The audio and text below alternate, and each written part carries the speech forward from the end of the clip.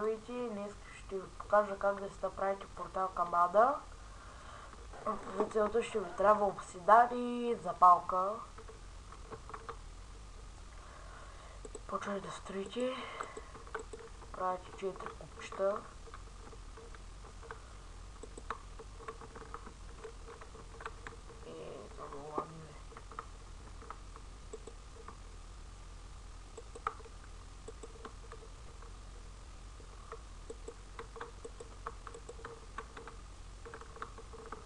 После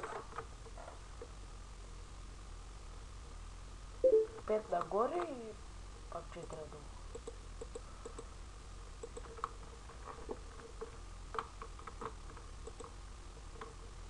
И ето получи си портал към Ада.